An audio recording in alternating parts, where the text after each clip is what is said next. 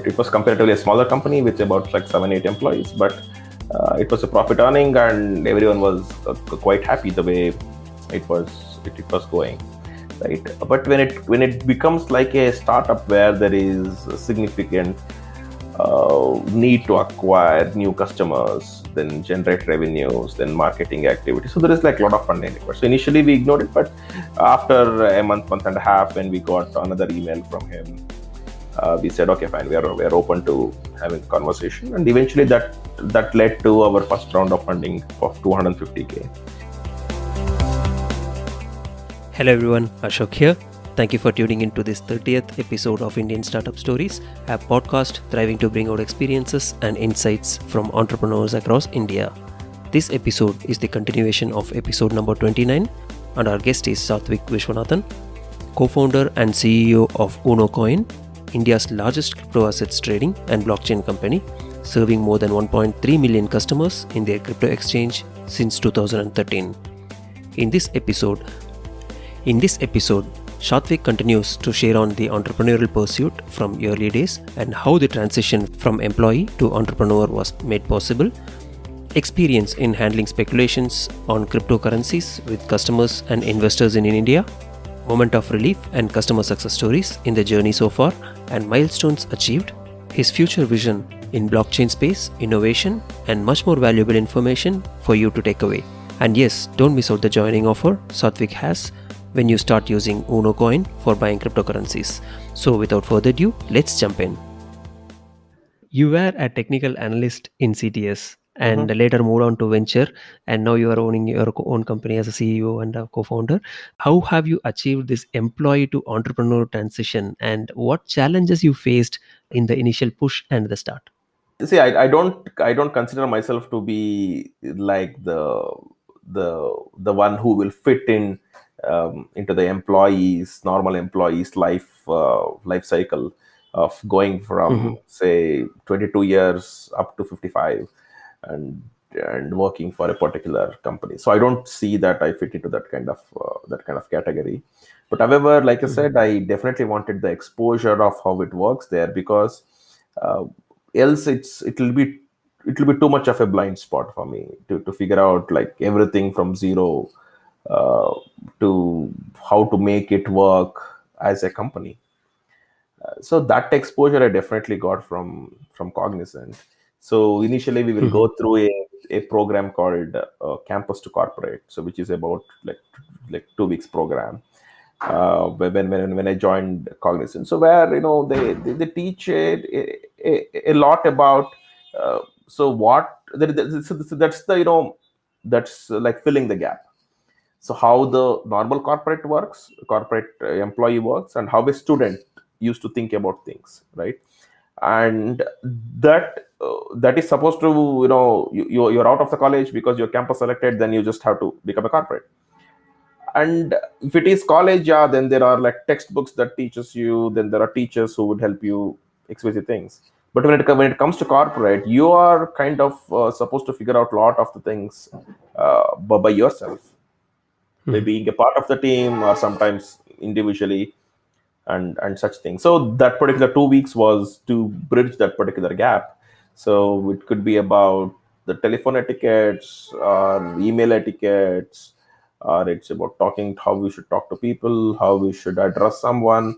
So, and it's a long program by itself. And even to build the kind of team spirit, because the team, once you join a corporate, you are supposed to be a part of the team from day one.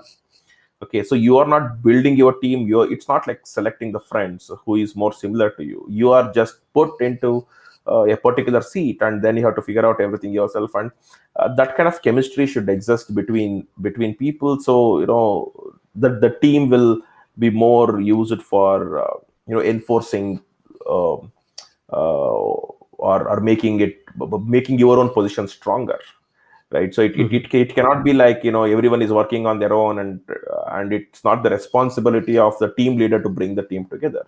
You are supposed to be the team player from day one. So these are the things that this particular program kind of very well covered.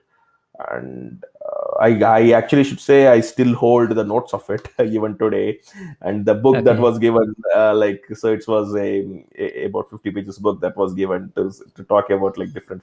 So I have actually used a lot of that to talk to my own employees, and because most of the time I'm picking up freshers as well, at least in Hmm. the first 3 4 years of Unocoin. So Okay. significantly, I only picked up the freshers. So I talk about these particular things because like how I face the how I saw that the transition needed some kind of gap fillers, right? So fillers. Hmm. So anyone would need it. Else, eventually the employees will also figure out, but there is a time for it, right? So if there is a way to reduce that particular time to get them to work more quicker, so then why not? It's just like a making them more accredited with how the company is supposed to work. So and yeah, so my cognizant journey was already kind of pre-decided. I think I'll Okay. not be there for very very long time. Hmm. So and but however, while I was doing that, I figured out that maybe if I need to do the masters, I should do it now, else I may not be able to do it in the future. And that made me move on to masters, and then again back to the entrepreneurship. uh, but like I Nice. said, everything is like interconnected. It's going from one stage to one stage. I mean, eventually I understood that I'll probably I'm more of the decision making entrepreneur kind of Okay. person. You always had plan in advance. Yeah, but what Nice. kind of company I would create, whether it will be in IT, so or will I do something more physical? I mean, that was not determined. So it's just Okay. like the butterfly effect. Yeah. Okay. Nice. Nice.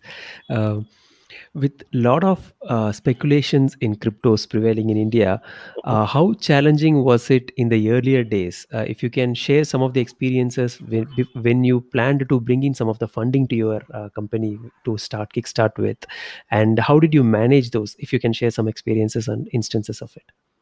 See, ours was the first company in India to Hmm. offer this kind of services. Yeah. So just after we start the company, I think about 15 days or maybe even less than that. So one of the investors wrote to us saying that what are your next plans? And if you need any funds to continue developing the company and such things. I mean, Hmm. I actually initially ignored it because in my previous business venture next, it was a very profit earning company by itself. So we never went anyway to raise funds or anything like that. So it was Hmm. yeah, it was comparatively a smaller company with about like 7 8 employees, but it was a profit earning, and everyone was quite happy the way it was going, right? But when it becomes like a startup where there is a significant need to acquire new customers, then generate Hmm. revenues, then marketing activity, so there is like a lot of funding required. So initially we ignored it, but after a month and a half, when we got another email from him, we said, okay, fine, we are open to having the conversation, and eventually that led to our first round of funding of 250K. So I think out of all the rounds of funding we have raised it so far, the first one was the easiest, I should say, because Okay. the due diligence process, or so when nothing was very intense, I should say. So it Hmm. was a budding company, and we had like, I mean, we are actually four co-founders. So it took little time to just get our own insights aligned with what the investor was anticipating, and then it was just about agreements and getting the money and such. It was quite straightforward. But Okay. actually, when I say it's maybe second round of funding, third round of funding, so it has its own challenges, because that is when we have to show, okay, when we have revenues, then we have to figure out how to make sure that we have enough customers getting acquired, and then the traction and it could be customer service, customer experience. So it's like everything gets very critically validated after Hmm. you raise one or two rounds of funding. Then these things are supposed to be in place. There is no excuse for not doing something right. Okay, Okay. so Okay, so what was the difficult instance in convincing the investors? The first round was very easy, as you mentioned that they were already waiting. Yeah, I think the second, see, I think there was not one strong thing which was difficult to convince. Okay, and we are quite upfront about so how it's like it's India and it's not like a developed country. We have seen things going upside down overnight in the past for different industries and such things. So and that is also one of the reason why the companies in India are not getting the valuations of how the similar companies in other developed countries are. Maybe we are getting valued like 1/8 of it, maybe 1/6 of Mhm. it. So because there is definitely it's like a sword hanging on your head. We don't know. Okay, so we're just moving forward, and there is chances that things could go wrong, but there is very good chance that things will continue to be good as well for longer term. So which means there is a higher risk for an investor who is Mhm. looking at this sector in the country, due to which we eventually raise the smaller rounds. And also because the rounds are smaller, the rate at which the growth is supposed to happen is also slower as a company. But luckily, at least since year and a half, the industry itself worldwide is booming.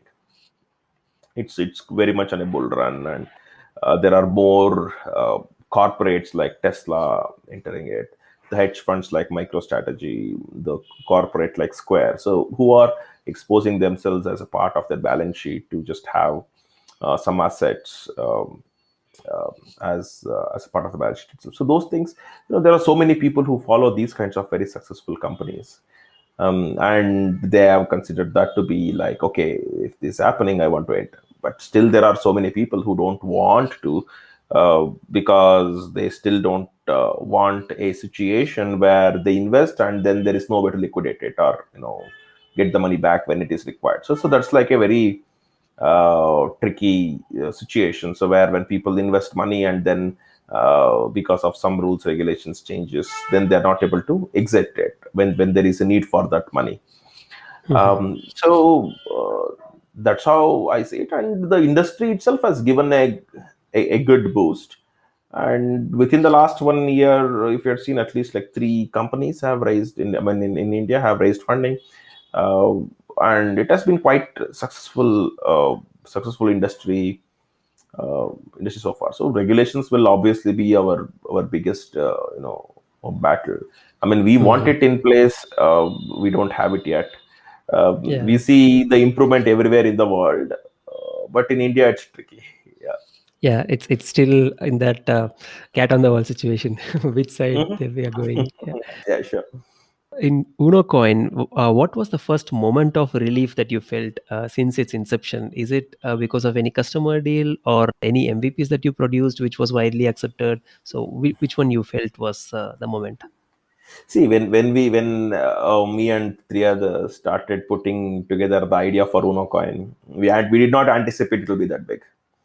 Really, Hmm. even we did not anticipate the industry to be that big. Um, I mean, at that point as well, people used to discuss, oh, the Bitcoin could be as much as $1,000 someday, at $5,000. It could be, those things. I mean, everything have come true when it comes to speculation of different industry experts. But we did not anticipate that to happen in this particular way, where we continue raising, growing this company in this Hmm. particular manner, serving like million plus customers, and going on for 8+ years. Uh, so these things, there was no one point where we felt that wow, it's like amazing, we achieved something. It was something like that. So it's, I mean, we have that kind of adrenaline rush. I think every week at least for different things, whatever we do, where okay, we want to do this, we have achieved it, good, let's go to the next step. I think it is very similar in most of the startups. There is it is not like they're fighting against one thing, they're fighting against everything. So Hmm. that's how I say it, yeah. Okay, nice. On the same line, which one you felt was the customer success stories, which is a pride moment for you for being part of their journey? So I would say, I mean, one of our products called systematic buying plan. So where customers could invest smaller amounts, whether it's weekly, daily, or monthly, right? So we have to buy the Bitcoin. And so one of the biggest concerns that customers used to talk to me, because initially, at least for first 2 years, I used to take the customer care calls myself as we were building the company. And I really had a very good grasp of what our customers' pain points were. Even though we did not have solutions for everything.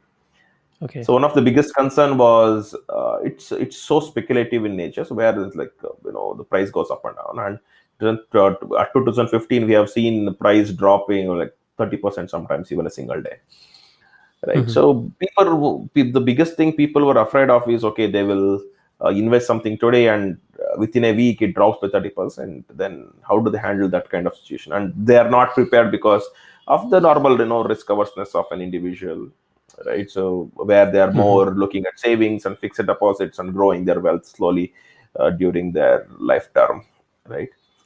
So that made us come up with saying that, okay, we will do something like SAP for mutual funds. So we call it a systematic buying plan. So then that helped maybe at least about 25,000 customers or so far who have opted for this plan at different points of time to average the cost of Bitcoin, over a period of time, and at least more than 99% or more than 100, because as of now we are at all time high, I should say. All 100% of the customers who opted for this are in profit. Okay. But generally as well, let's say if the price is even 80% of what it is today, you know but the number of people who would get affected was like less than 1%, because they would have averaged the cost over a very long period of time. So in that way it has helped them. I mean, they'll also, it will become like financial discipline. So if they decide initially that they want to invest 2,000 rupees per month, then they Okay. know that, okay, the month is coming, it's on the third of the month is when this particular pickup of the Bitcoin happens. They should have the balances there. So it has kind of made them to push themselves towards investments and saving.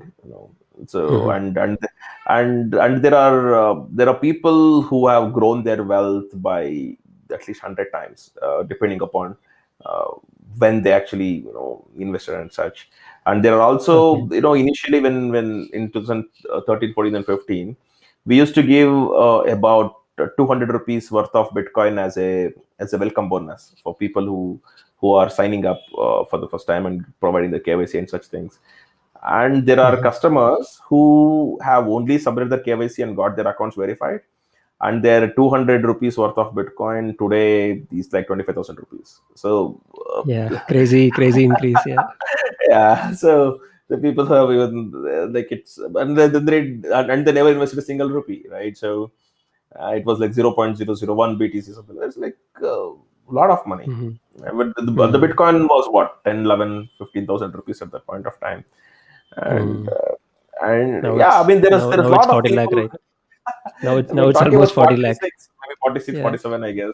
So Yeah. yeah, when those people come up saying that, okay, I did this things with Unocoin, and this is their success story, it's definitely exciting. So once I happened to be in a Uber taxi, and one of my employees was just asking about, do you know Bitcoin?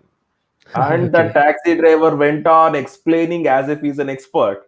And then he was asking, like, which companies do you know and such things. So I was talking about, yeah, I know a company in Ahmedabad called Zeppe, and there's a company in Bangalore called Unocoin. And I just kept mum without really saying anything. It's like, wow, so happens a Uber taxi driver really knows about my company. And just Nice. while getting down, he did that, okay, this is the CEO of Unocoin. Was just like sparkle in his eyes. Yeah. Wonderful.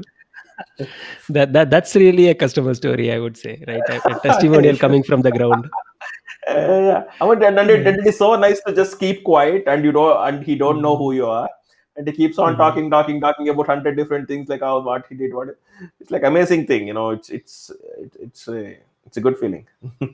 Wonderful, nice. So, how do you see the value of for Indian startups who are bringing in this into this cryptocurrencies and the blockchain field? What is your vision in down the line, 5 years, say for example? See, 5 years is a very, very long term to talk anything about the cryptocurrency and blockchain space. Even Mhm. 6 months is a long time, in fact, I should say, because it's Absolutely, yeah. like, yeah, it's the way at the speed at which this is changing and kind of, it's like metamorphosis, I would say. It's just like changing its shape and becoming stronger and going to the next step. So we it's too tough to foresee what to an extent where, like, what this industry should be looking like. But depending upon everything that I've seen and everything I've read and my own analysis, I think this industry is obviously, continue to improve. I mean, it's the rate at which the improvement has happened is like humongous. It's unprecedented. Mhm. The way the people have actually, got into this particular space, and the speed at which they are investing, and the new money flowing in, and it's like, like how in 2000, the year 2000, 2001, or maybe 2003. So how the internet boom existed. Um, so I mean, at that point of time, it's only a small part of the people who could do it, because people did not have online banking and such things, and a lot of people did not bother about. But now it's much more easy for people to understand that when there is a system who are doing the financial transactions, which will work instantaneously from anywhere to anywhere, like an email or a WhatsApp message, people are able to see the value in it. And getting into this is like 5 minutes job, so where you just need to go to an exchange, sign up, and such things, right? Mhm. So, but exchanges as of today is a platform for making or establishing a value. Okay, but this is Mhm. not the only business that exists when it comes to blockchain, right? So there are protocols itself, so which have seen a great traction. So even today there is like different drawbacks when it comes to Bitcoin, right? So Mhm. it could be that, it's the fees you have to pay so that you will be competitive in with the rest of the transactions. So that is like one small Mhm. drawback, and the number of transactions that can be achieved on it. Especially on that particular point, do you see that transaction fee? Will there be any kind of an innovation? For example, we are buying in exchanges, and it costs some transaction fee, and people hold their personal wallets as well. Not specifically they want to hold it on exchanges, but they will have their own soft wallet or a hard wallet, and there is a transaction even to get your money from the exchange to your wallet. Any kind of innovations or stuffs going in that area, cutting down the transactions fees? See, I think what we're discussing about is more like, I mean, it's, even though it's a fees problem, it's actually an engineering problem. Okay, Mhm. because it's like this. The example I give you is like this, right? So where, see, at one point of time we had dial-up modems, so where people used to have a like Net for India or some kind of subscription where it's a mobile number, or it's actually a phone number that you have dialed through your modem, and the speed of internet was like 56 kbps. See, at that Mhm. time, people could very easily argue that this speed can never ever stream a video, right? But then Mhm. there are the concept of internet is what was innovative, right? So, but making it faster is only an engineering problem. You could use maybe LAN cables, and there are like even today we have wireless, then we have fiber optic. I mean, see, the communication devices or a mechanism is like a old concept altogether, but we Mhm. will bring that in when that industry wants it or when the industry is ready for it. Okay, so Mhm. that's how I see it. Else it is just like overkilling. Okay, so True. it's like, say, having 10-lane road, but you just have bullock cars to run. It shouldn't, it definitely should not be that way. So we know how to put the roads. Okay, and today there are only x amount of vehicles going on the road. So when there are more and more vehicles, there are obviously solutions that will come up to make the journey easier. So whatever it is Mhm. today is how I see it. It's just like, to some extent, chicken and egg. So you cannot spend billions of dollars to pave the roads when you don't have good enough vehicles to go on the road. So it's like that. You don't have enough number of vehicles to go on the road. So that is where it is. So when we have some people who are obviously complaining that there is some fees, etc., but there are people who have figured out the way where they don't notice the speed. They are happy to just leave it as in the exchange wallet itself, and there are other altcoins which are like less than $1 cost. to do the particular transaction. There are like multiple ways, that have, and also we will eventually see layer two solutions. So where the transactions happen on the layer two and eventually get squared off at the layer one. So it is more similar to how, see, whenever a transaction is happening between, say, ICICI and HDFC, for example, one person is sending 1,000 rupees. There is not a person who will take that 1,000 rupee note from ICICI, run it to HDFC bank and deposit. Okay, so all of that will get recorded, and eventually at the end of the day, the square off happens, and that's it. Yeah, Okay. settlement. Yeah. Yeah, settlement happens. That's it. So, similarly, for this particular thing, as of today, everything is happening on chain. But when depending upon the number of transactions, eventually there will be layer two solutions where the transactions happen and the settlement will be passed on to the main books. So where it will happen. So it's an engineering problem. Eventually, we will overcome that. If it is not overcome, then the crypto industry itself will fail. So it's very well known. And but the number of transactions that are available today is sufficient enough for doing the whatever is happening. People are fine, and some people complain, but eventually there will be a solution where it is almost free. We'll have to see. Okay. Nice, nice. So, curious on the time management that you are making, right? You're doing, being a CEO of your organization. Where do you spend most of your time focusing on, and how do you manage your personal life? Say, think whenever you're a founder of a particular startup, so your personal life and professional life kind of very well gets merged. Like you cannot really see that. Okay, I'm from 9 to 5. I'm the CEO, and then I'm just a say a father at home or a husband at home. So that definitely will not happen. And I mean, then we have all time zones across the world, so where people want to talk to you. So it could be well at 11 p.m. or it could be at 3 a.m. So you don't know. So you should be always available to look at new opportunities and explore the synergies and such things. So it's too tough to differentiate, and it also, when I mean, you would probably be a founder of a startup only if that is your passion, right? So the moment True. that particular job is a passion, then you don't need to have a separate hobby to refresh yourself. So the thrill you are getting and the achievement you are trying to making and the way it is working and such things already keeps you quite happy. So, and you're not Nice. and you see things happening in front of you, and your every decision is making an impact, and there are people who are dependent on you. It could be like, say, if it is 50 employees, then there are 50 families behind it and such things, right? So, and then there are if I'm serving maybe a million customers, then you can understand that at that particular scale, it's like, you don't see that to be like a tedious or monotonous job anymore. It's very well balanced part of, it's just like it's part of your life. I would say there is like, even True. I mean, there are days where in between the week I just to figure out that I don't have any calls and I take rest, and there are weekends where I work the full day. So Okay. it's just just up to the person to handle, because he's only in charge of his calendar. So where he want to Yeah. pick up the calls, where he don't want to, and Hmm. managing it is not, see, when it is struggling financially and such things, it becomes a different thing. But for a stable company and going forward, and there is a with a very strong roadmap and investors and employees and huge kind of customer base and such, it's comparatively a eventful and very very rich experience holding journey. So let's see this. Okay. Wonderful. Nice. Uh, though we have very limited time, I'm moving on to the next segment of this episode. Sure. Rapid fire questions. Let me bring it on. Mhm. What's the best thing that happened to you this month? This particular month, I just end up picking up a small land for doing some kind of farming.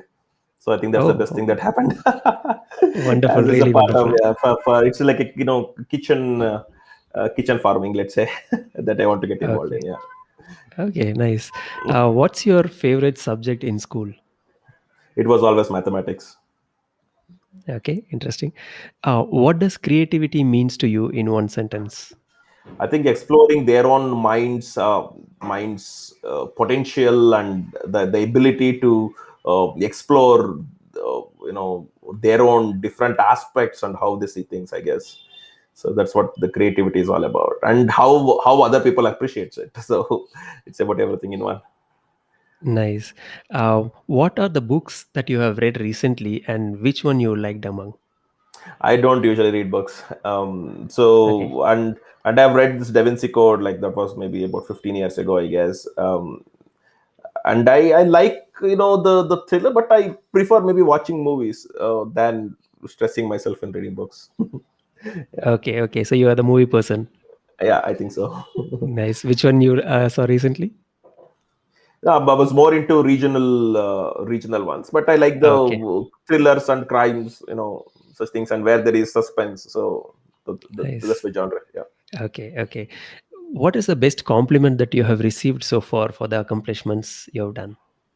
I think the story I was telling about the taxi driver, probably that's the best. So where he is talking about without knowing you are, else it would be biased. True. True. Nice. Wonderful. Which was the toughest subject for you in school? I think in my engineering there was a subject called signals and systems. I never understood, and I remember. I remember that. It I was. never understood how I passed it. Forget about the subject. Okay. Yeah, I can understand. I was there too. Yes. Okay. What is your sleeping time, and how does your first few hours of your morning look like? So I usually get to bed at 11:30 ish. So that's the best Hmm. time, and I get up by about 7 or so, and then recess. So since a few months we have a yoga teacher coming to our home. Okay. So that will take about 45 minutes of the time, and then I do a treadmill for about 15 minutes. So that's like 1 hour I give it to myself. And then it's just about breakfast and getting ready, and just checking the calendar to see what are the things, and then plan the rest of the day. I usually don't plan the day in advance, so on that day Okay. what comes up, and the only thing I would remember is if there is a call the next morning, then I'll keep myself updated. Else Okay. my day most of the time gets planned by 9 a.m. Okay. Nice. Who is your mentor, and how do you make sure that your mentor is available to you when you need them the most? I mean that's one thing I think I miss in my life. So I don't really have someone whom I have considered myself to be mentor.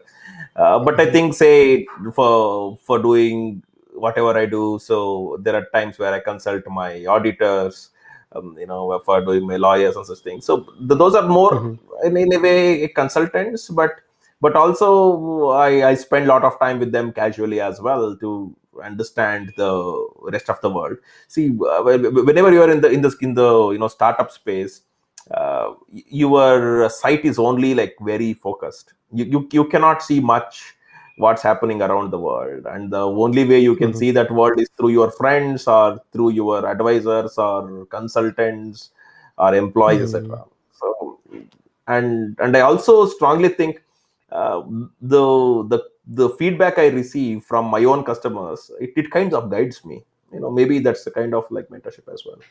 Okay, nice, nice. What is one quality that you expect from any budding entrepreneurs that they should have? It's perseverance. I strongly think so. So whenever they see, if they are creating something new and taking that risk, they should understand that there is a value in taking risk. Okay, it is not Mhm. like you take the risk as long as you have money in the bank, and once you're kind of see that you're running out of the money, then you just quit that entire thing and move on and such things, right? So you should figure out like, okay, there is a reason for you to take that particular path, and you should continue to achieve or continue to struggle till you break. you know it's like zero chances of going forward. And a lot of times, when the journey becomes tougher is when you actually figure out that there is a next level to it, and there is a way to Okay, go there, right? So when everything is simple and straightforward, then there is no achievement. true, So true. it should be Yes, perseverance. nice. And if you want to go back and change one of your decision in your entrepreneurial path, what would that be? Okay, see, it's a very tricky question because, like I said, my entire life is like butterfly effect. So and I actually don't know how the rest of the things look like, because I was never almost in my entire life where I was at where I have to, decide among two different things. Always the next thing was just in front of me, and I had to take that. So that's how things have been.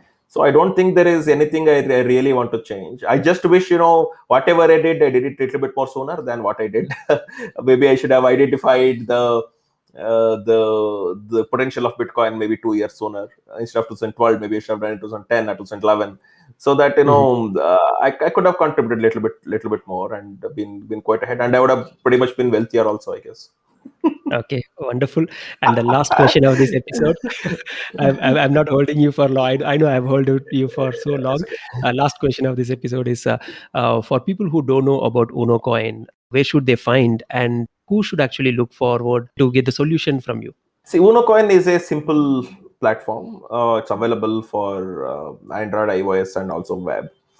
And the customers who would come to us are the one who want to buy and sell cryptocurrency like Bitcoin, Ether, and about 30 different other coins available. So we make it really simple, and we position our entire company in such a way that it is friendlier for newcomers, even though we obviously continue supporting the professional traders as well. So on one side, our customers can buy Bitcoin from us directly.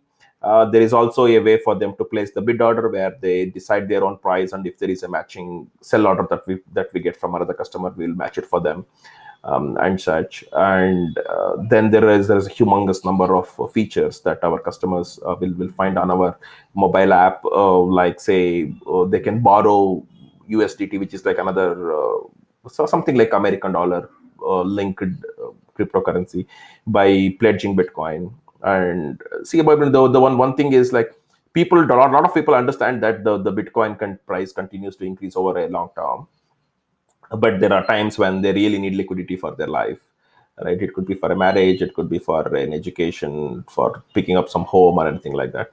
So in those cases, we provide a loan against that, holding that Bitcoin as collateral, up to Mhm. 70% exposure and such. So let's say if someone is pledging one Bitcoin today, they can get loan up to 35 lakhs today, right? So, and then there are people who, I mean, on the other side, we have people who create something like fixed deposits equivalent on our platforms, and earn some interest. And it's like, we act like a bank, but for cryptocurrencies, where we both hold the fixed deposits on one side and give the loan on the other side, and when we manage those things, right? And then there are utilities, like where people could pay their mobile phone bills, and the new things that are coming up is to pay their gas bill and electricity bill and insurance bills as well. So those are coming up.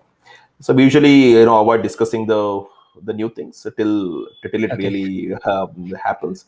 um, but and there is a way for people to generate something called paper wallets, where the customers hold their own private keys without having the dependency on us, and such things. And we have the customer base, I mean, customer care available in 8 different languages. So, and especially Hindi, like, a lot of people cannot really speak Hindi, and even our mobile apps are available in Hindi. They just choose that they want the app to be in. I mean, that is like first of the kind, and actually, as of today, it's the only one where our customers can have the app in Hindi. Mhm. So yeah, I think that's like a very very very very quick overview of our company. And I'll make sure that I'll create a coupon code for the visitors of this particular podcast. Wonderful. So yeah, so we'll call it as UNO, for Unocoin, UNO, then startup stories as SS, and 100. So UNOSS 100. And if people register and get their profiles verified by end of April, they'll get 100 rupees worth of Bitcoin. So yeah. That's wonderful. Yeah, it is very good getting you on this show and getting all these experience and insights from you. Thank you very much for your time, Sathvik. It was wonderful Thank you, talking to Ashok. you. It was nice meeting you as well, and I'm glad to be a part of the show. Thank you. Okay, we are at the end of episode number 30. Thank you very much, Sathvik, for coming on and sharing your experiences. And to our listeners, you can find out the episode summary in the description along with the coupon code with offer. Until we catch up soon with more exciting stories, stay tuned, be motivated. Thank you.